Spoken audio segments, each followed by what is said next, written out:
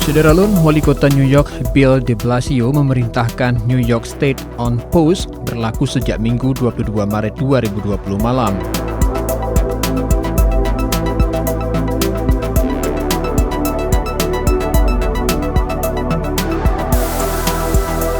Penduduk kota diharuskan untuk tetap tinggal di rumah kecuali bagi yang membeli makanan, obat-obatan, serta perawatan medis.